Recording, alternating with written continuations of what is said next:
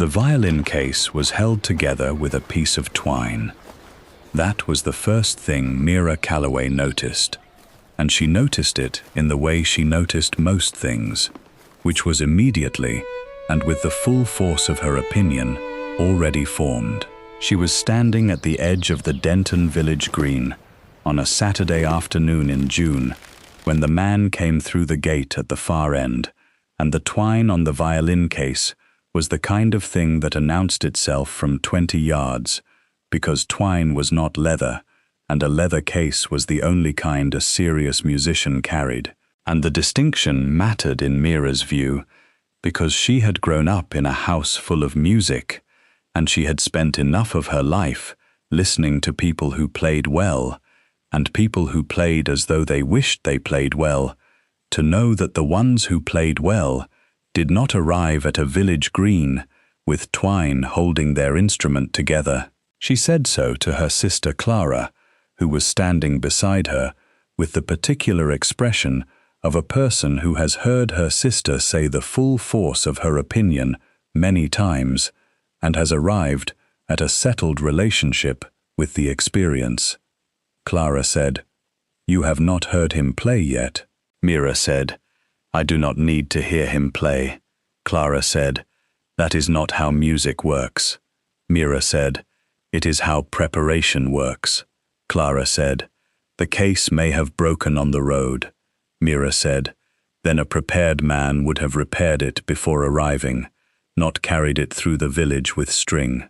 Clara said, "Mira," and said it in the way that contained everything else she might have said, which was a great deal, and Mira turned back to the green, and the man with the twine-bound case was setting up near the oak tree, where the village musicians always set up on fair days, and she watched him with the attention of a person who has already decided what they think and is waiting to be confirmed. He was perhaps 30, which was older than she had expected from the general shabby impression of him, though the shabbiness was consistent throughout. His coat was not a beggar's coat, but it was the coat of a man to whom a coat was a practical matter and not a statement, and his boots had seen enough roads that they wore it without complaint, and his hat was the kind that had started out as something respectable and had arrived at something merely adequate through the honest process of being worn in all weather. He had a face that she could not make a quick decision about, which annoyed her, because she was generally very good at quick decisions about faces. It was not handsome exactly, but it was arresting in the way of a landscape that is not conventionally beautiful, but that you keep looking at, because something in the arrangement of it holds the attention and will not release it. He had dark eyes that were slightly too steady for a man setting up in a village green on a June afternoon, the eyes of a person who was watching the scene more carefully than he was being watched, which was itself something she noted and did not yet know what to do with. He unwound the twine from the case with the practiced ease of a man who had done it many times, which told her the twine was not an emergency measure, but the established arrangement, which told her everything she had already decided. He lifted out the violin and tucked it under his chin and played a single long note to settle it, the way all violinists do, and the note came out into the June air and landed on the green, and she stopped thinking about the twine. She would not have said so to Clara. She held herself very still instead, and waited for the note to develop into something she could have an opinion about, because a single note was not music, and she was not going to be undone by a single note from a man with twine on his case. He began to play. The village green went about its Saturday business around him, the children running, the women talking, the men standing in groups with their hands in their pockets, and the music came out from under the oak tree and settled over all of it, the way certain music settles over a scene, which is not loudly and not insistently, but with the particular patience of something that knows it will be heard eventually, because it has no need to compete. She had grown up with music. She had been given lessons from the age of 6, and had taken them seriously, and had reached the point of playing very well, and had known since she was 12 that she would never play like this. The distinction between very well and like this was the distinction between a thing that was learned and a thing that was inhabited, and she had understood it at 12 and had spent 12 years since making her peace with it, in the complicated way of people who love a thing and cannot fully possess it. He played for 20 minutes. At the end of it, the green had arranged itself differently, without anyone having decided to arrange it, with the people who had been walking somewhere now standing still, and the people who had been standing still now leaning forward, and two of the older men, who never displayed feeling in public, had their eyes elsewhere in the particular way of people keeping themselves managed. Clara said, very quietly, "Oh." Mira said nothing. The man lowered the violin, and there was the moment of silence that follows music played properly, the moment where the air has not yet decided to return to ordinary purposes, and then the Saturday noise of the green came back, and several people moved toward him with coins, and he received them with a nod, and the particular contained dignity of a man who has been paid for what he does, and has a clear relationship with that transaction. She went home. She told herself she went home because it was time for home, and not because she needed to be somewhere the music was not. She told herself this with the vigor that she told herself most things she did not entirely believe. She was 26, and the daughter of the late schoolmaster of Denton, who had died 2 years ago and left her the house, which was small and needed work, and the school, which he had asked her to keep, and she had kept it because she was a teacher's daughter, and teaching was what she knew, and because the alternative was to become a governess somewhere and leave Denton, which she did not want to do, and she had made a reasonable life of it, a practical life, a life she could describe accurately to herself, which was more than many people managed, and she had done it with the particular strength of a woman who finds that being clear-eyed about what she has costs her less than lying about what she does not have. She heard him again on the following Wednesday. She was coming out of the schoolroom at the end of the afternoon when she heard the violin from the direction of the lane, the same particular quality to the sound, the inhabited quality, and she stood in the schoolroom door with her hand on the frame and listened until it stopped, and then walked home in the opposite direction. On Thursday, she saw him in the market. He was buying bread with the economy of a man who is attending to a budget, choosing carefully, and she was buying flour, and she saw him before he saw her, and she moved to the other side of the stall, which she acknowledged to herself was not her most dignified moment, and which she did so briefly, and moved on. He saw her at the gate of the churchyard on Friday. She had been putting flowers on her father's grave, which she did on the last Friday of every month, and she came out through the lich gate, and he was on the other side of it, waiting to go in, and they were face to face, with nowhere to go, on either side. He said, "Good afternoon." She said, "Good afternoon," and looked at him with the full clarity of her usual manner, which was direct and slightly cooler than most people were comfortable with, and which she had long since stopped apologizing for. He had the violin case with him. The twine was still there. She looked at it, which she should not have done and did anyway, and he followed her eyes to it and said, "It broke at the hinge last week.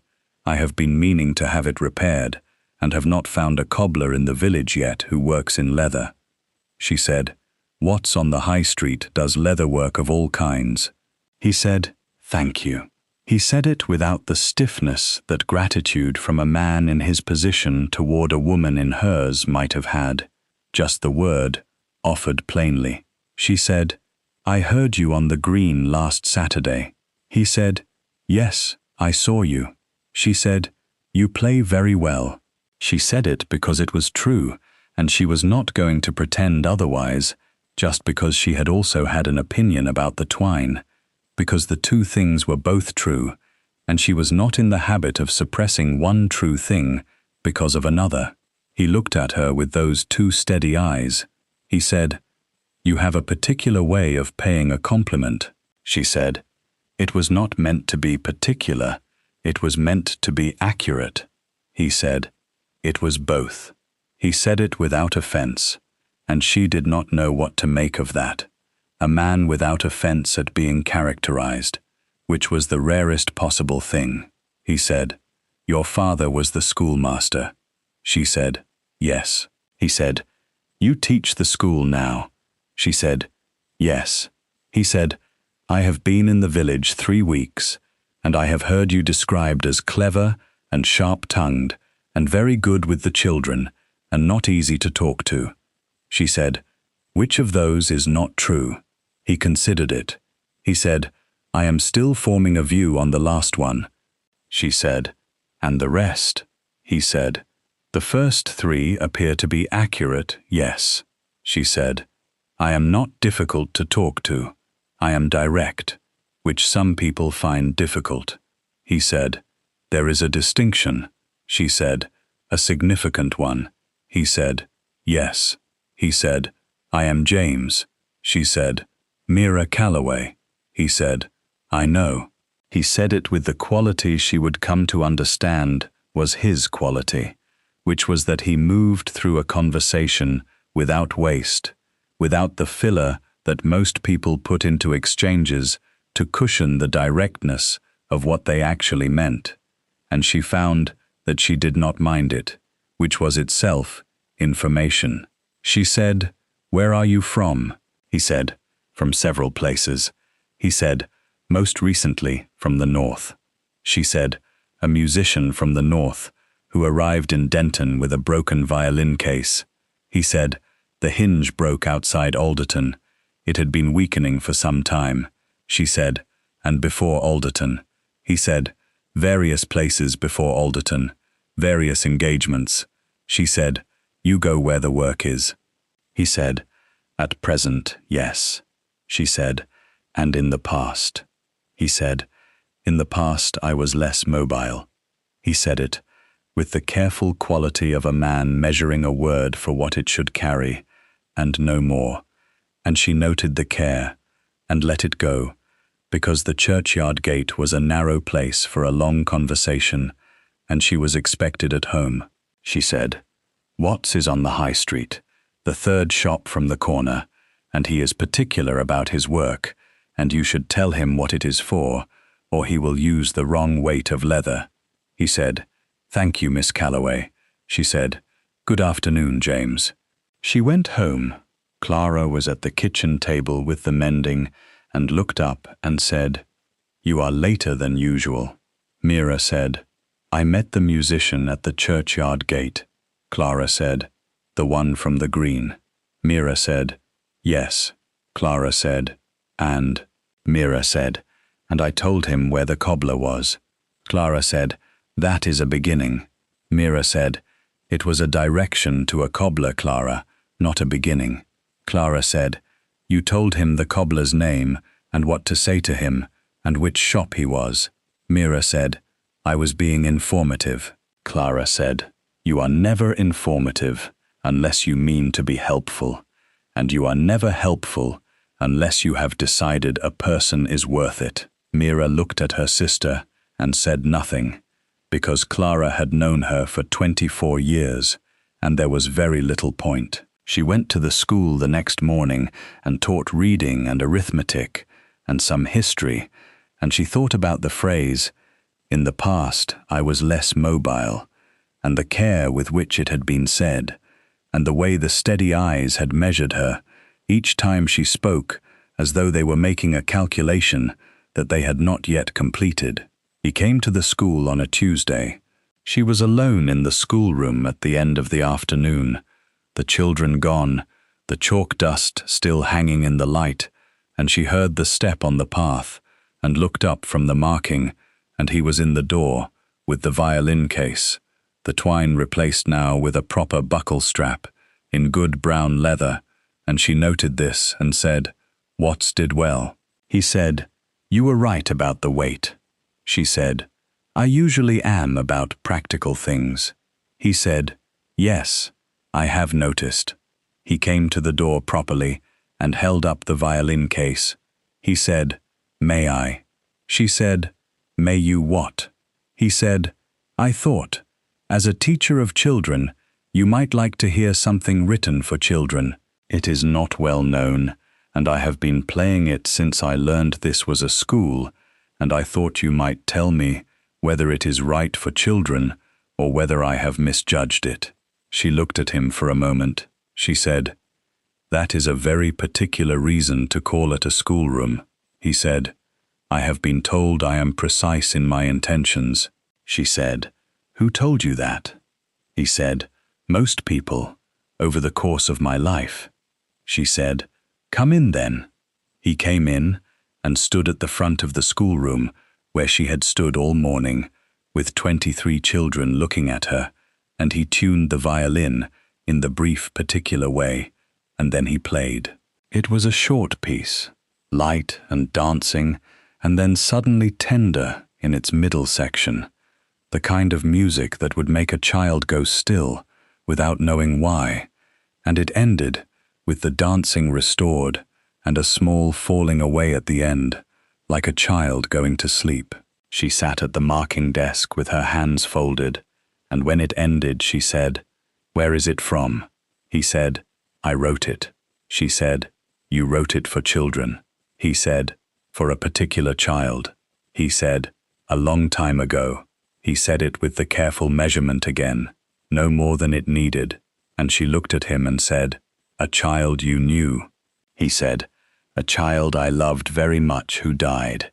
He said it plainly, the way facts are stated when they have been lived with long enough that the grief has passed through the violent stage and arrived at the permanent stage, which is quieter, but no smaller. She said, "I am sorry." He said, "Yes." He said, "I have been sorry for 3 years." He said, "I play the piece in every new place I come to see if it sounds right in different rooms." She said, "Does it?" He said, "It sounds right here." He looked at the schoolroom, the maps on the wall, the slates in the rack, the reading primers on the shelf. He said, "It is a good room." She said, "It was my father's room." He said, "And now it is yours." She said, "Yes." She said, "The children call it Miss Calloway's schoolroom, which is not the same as calling it your own, but is something." He said, "It is a great deal." He said, "To have a room where 23 people know your name for the right reason." She said, "What is the right reason?" He said, "Because you have given them something they did not have before." She looked at him. She said, "James." He said, "Yes." She said, "Who are you?" He looked back at her with the steady eyes, and then he said, "A musician, at present." He said, "With a mended case." She said, "At present." He said, "Yes." She said, "And before present." He was quiet for a moment. He said, "I will tell you." He said, "I want to tell you." He said, "I am not ready to tell you here, and I am not sure that the telling should happen in a schoolroom." She said, "That is the most careful piece of avoidance I have ever been offered." He said, "It is not avoidance. It is timing." He said, "There is a difference." She said, "Another significant one." He said, "Yes." He said, "I will tell you when I can." He said it with the quality of a man who means a thing and is not saying more than he means, and she sat with it for a moment, and then she said, "The piece." He said, "Yes." She said, "I would teach it to the children if I had the music." He said, "I will write it out for you." She said, "You write music." He said, "I transcribe my own." He said, "Among other things." She said, "What other things?" He said, "At present, various."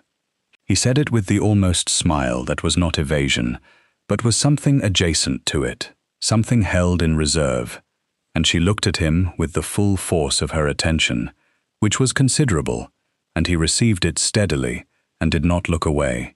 She said, "Come to supper on Friday." She said it before she had decided to say it, which was not like her, because she decided most things before she said them, and Clara was home on Fridays and it would be proper, and he was a musician who wrote pieces for dead children and had steady eyes and came to schoolrooms with specific intentions, and she was 26 and had been alone in this village for 2 years, with her father gone and the school that was hers by default, and she was not, she told herself, going to pretend she was not interested in a person who interested her just because the case had had twine on it. He said, yes. He said it simply and completely, and she said, 7 o'clock, and told him the address, and he was gone. Clara said that evening, over the mending, he is coming to supper. Mira said, I invited him. Clara said, I know you invited him. That is why I am remarking on it. She said, you have not invited anyone to supper in 2 years. Mira said, that is not accurate. Clara said, name one. Mira considered. She said, I invited Mrs. Hale. Clara said, Mrs. Hale is 70, and she brought you her sciatica in return. Mira said, that is not relevant. Clara said, Mira. Mira said, I like talking to him. Clara said, yes. She said, I could see that from the green on Saturday when you went very still. Mira said, I went still because the music was good. Clara said, yes. She said, you went still because the music was good and it was coming from him, and those are not the same kind of still, and you know the difference even if you are not saying it. Mira said nothing, which was itself a kind of saying. He came on Friday at 7:05. He brought a small bunch of late garden flowers which he had clearly cut from somewhere rather than bought, and Mira took them with more pleasure than she showed, because cut flowers from a garden were honest, and bought flowers were a performance, and she had a clear preference. Clara served a supper that was better than the usual Friday supper, which Mira noted, and which Clara received her noticing of with the serenity of a woman who has made a decision about a situation and does not require anyone's agreement. He sat at the table, and he talked, and the talking was the same as the playing, inhabited, not performed, and he talked about music, and about the villages he had been through in the months of traveling, and about a teacher he had known at a very young age who had told him that the only purpose of a gift was the place it arrived in, and not the hand that carried it. And Mira said, what did that mean to you? And he said, I did not understand it for a very long time, and then I understood it suddenly and all at once, in the way you understand things that have been true since before you were ready for them. Clara, who was a person of considerable perceptiveness, who had learned to be quiet about it in the right moments, excused herself after the plates were cleared, and Mira said, you are not subtle, Clara. And Clara said, I am entirely subtle. You are simply too straightforward to notice. And she went. James looked at Mira across the table with the steady eyes and said, your sister is on your side. Mira said, she is always on my side. She said, she was on my side on the green when I said the thing about the twine. He said, what did you say about the twine? She said, I said it meant you were not a serious musician. She said it directly because she had decided not to manage him, and managing him would have required managing that, and she was not going to. He was quiet for a moment. He said, and now, she said, and now I know you are the most serious musician I have heard outside of a concert hall, which makes the twine an anomaly rather than an argument. He said, the hinge broke at Alderton. She said, I know. She said, James. He said, yes. She said, the child you lost. He was very still. She said, tell me about the child. He said, her name was Anne. He said, she was 5. He said, she was my ward, the daughter of my steward, who died the same winter she did of the same illness.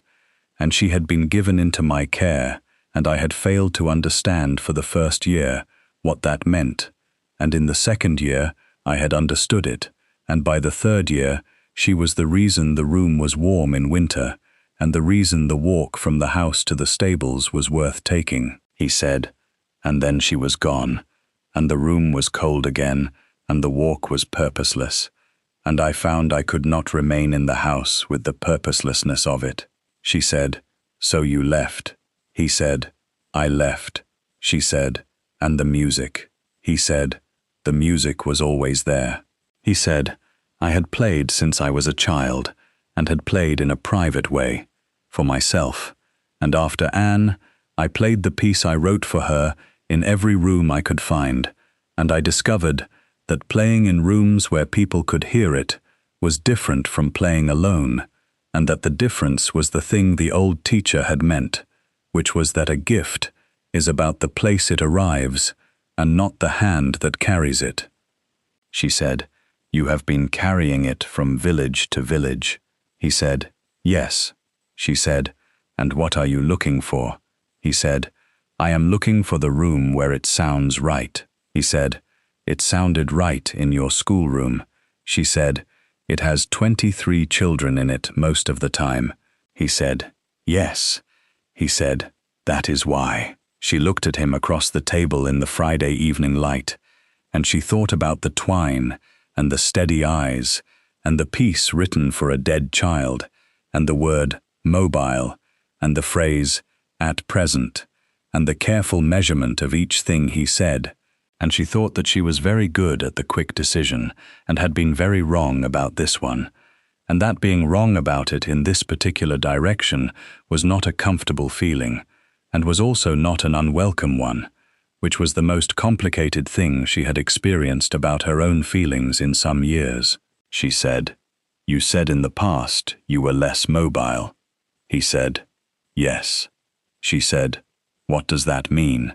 He said, "It means that for the first 30 years of my life, I was in one place and responsible for a great many things, and I did not choose the place, which is different from all the choosing I have done this past year." She said, "A fixed place?" He said, "Yes." She said, "A house?" He said, "A large house." She said, "And you left it?" He said, "I left it in my brother's hands for a time." She said, "Your brother manages it." He said, "My brother has managed estates before, and is very capable." He said, "I needed to go." She said, "Why?" He said, "Because after Anne died, the house was full of the right things, and I was not the right thing in it, and I could not manage the grief in a place that required me to also manage everything else." She said, "Grief is not manageable." He said, "No." He said, "I tried for 6 months, and then I stopped trying and went." She said, "And the violin?" He said, "The violin was always what I did when management failed."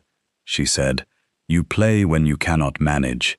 He said, "I play when management is the wrong tool." She said, "And when is management the right tool?" He said, "For most things." He said, "For grief and for music it is not." She said, "What is the right tool for those?" He said, "Attention." He said, "You give them your full attention, and you do not try to make them into something they are not, or put them somewhere they do not wish to go, and eventually they tell you what they are, and you carry on from there." She looked at him for a long time. She said, "You are not what I decided you were on the village green." He said, "No." She said, "I decided something unflattering about the twine, and extended it to the whole." He said, "Yes." He said, "I am aware of the assessment, in general terms." She said, "Who told you?" He said, "A woman at the market said to her friend that the school mistress had formed a view." She said, "That was not my most considered moment." He said, "No." He said, "But it had the quality of your most considered moments, which is that it was direct and said plainly and did not pretend to be other than what it was. He said, I did not find it unflattering exactly. She said, how did you find it? He said, instructive. She said, in what way?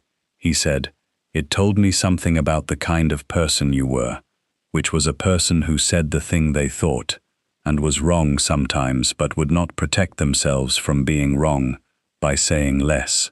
He said, that is a rarer kind of person than the village knows. She said, most people in the village find it a difficult kind. He said, most people find the direct thing difficult when it arrives before they have braced for it. He said, I find it considerably easier than the indirect thing. She said, why? He said, because the indirect thing requires me to look for what is underneath it, and I am never certain I am finding the right thing, and the direct thing is already itself, and I can respond to what is actually there. She said, you prefer people who say what they mean. He said, I have spent a long time with people who say what is expected, and I have come to understand that what is expected is rarely the same as what is meant, and the gap between them is where most of the difficulty lives. She said, James. He said, yes. She said, the large house.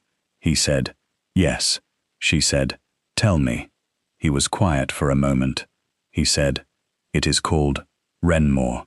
She said, Wrenmore. He said, it is in Derbyshire. It is. He paused.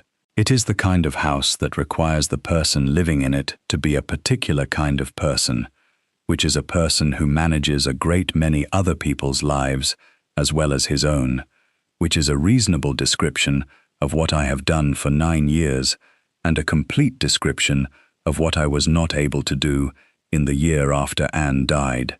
She said, 9 years of managing. He said, since my father died. She said, and the title? He said, yes. She said, there it is.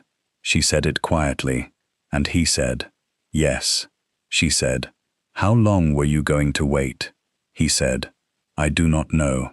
He said, I had not decided whether to tell you or let you discover it. She said, that is unlike you. He said, yes. He said, most things about this village have been unlike me. She said, because. He said, because I came here with nothing and was given supper on a Friday and told where the cobbler was, and I find I do not know how to hold those things alongside the other thing, and the longer I waited, the worse the holding became, and I am telling you now because I cannot tell you later without it being worse. She said, the coat and the crest were not what arrived on the green.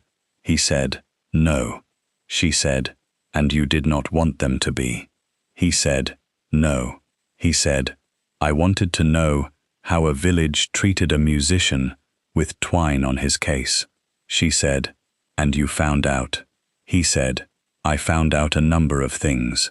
He said, I found out that the schoolmistress formed a quick view and did not pretend otherwise, and then invited the man to supper anyway. She said, the music was very good. He said, yes. He said, but you knew the music was good on Saturday, and you went home. She said, yes. He said, you came to the gate on Friday and found out his name.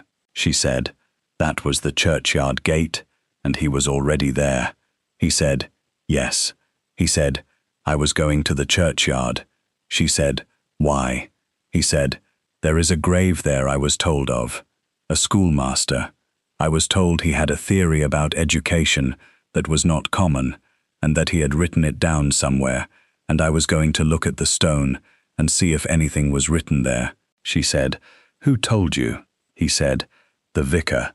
He said, he told me that the schoolmaster had believed that the purpose of teaching was not to fill children with information, but to show them that they were capable of interest, and that interest was the whole engine of everything else. He said, I thought a man with that theory was worth looking for, even past the fact of him. She pressed her hand flat on the table. She said, That was his theory exactly, and he said it in precisely those words, and I have never heard anyone outside this house say it. He said, the vicar was very clear about the phrasing. He said, the schoolmaster's daughter had kept it very much alive in the school, and that interest was the engine still, from what he could see. She looked at the table for a moment, and then she looked up and said, I have been very rude about your case. He said, you have been direct about it. She said, the distinction is becoming less clear to me. He said, it is clear from where I sit. He said, you said what you saw, and you were wrong about what it meant, and you have said that too. He said, I am not sure that is rude. I am not sure that is anything other than honest, and honest is a very good foundation. She said, a foundation for what? He looked at her across the Friday table with the careful, steady eyes and said, for whatever comes next, if you are willing to find out. She said, I have not yet decided what I think about dukes. He said, that is fair. He said, I have not been one for the past 8 months, and I am somewhat out of practice. She said, and when you go back? He said, when I go back, I will be one again. Yes. He said, that is not something I am able to change. She said, I know. She said, I am not asking you to change it. She said, I am asking you what it looks like if I am willing to find out.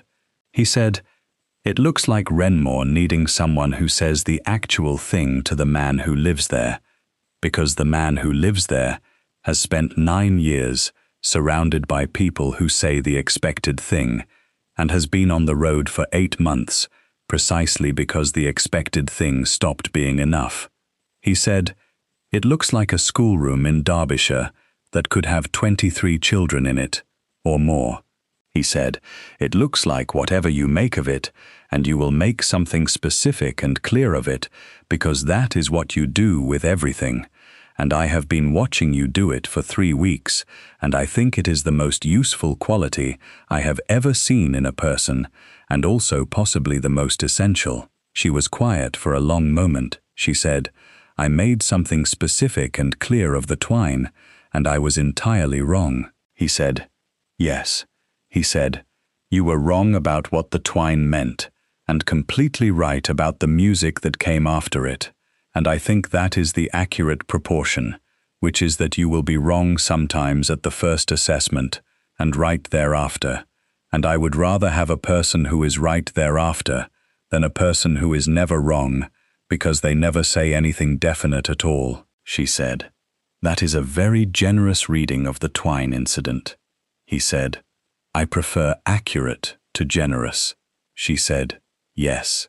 She said, so do I. Clara came back at 9 with the particular expression of a woman who has been in the other room for 2 hours, being tactful and wants some credit for it, and found them still at the table, the candles low, talking about the theory of interest as an engine, and about a piece of music written for a child named Anne, and about what 23 children would do with a room that had a musician in it once a week. And Clara put the kettle on and said nothing, which was her most eloquent mode, and Mira looked at her sister and then looked at James and thought that the green on Saturday had been the beginning of something she had met at entirely the wrong angle and had been correcting the angle of ever since, and that the correction was nearly done, and that a foundation was a place you built from, and she was very good at building from what was there, and what was there was a man who had travelled 8 months with a broken case and written a piece of music for a dead child, and come to a schoolroom on a Tuesday with a specific intention, and who had a large house in Derbyshire that needed someone who said the actual thing, and who had said to her across a Friday table that honesty was a very good foundation, and she thought that this was the most precise and truest thing that had been said in this house since her father had sat at this same table and told her that interest was the engine of everything else, and that her father would have found it accurate, and that he would have been glad of it, and that being glad of it herself was not the same as being wrong about the twine. It was just the correction arriving, which was a different thing, and she was going to let it arrive. Thank you for listening to this story, all the way to the end. Please tell us which city you are watching from, and what the story made you feel. Do not forget to subscribe, so you will not miss the next one.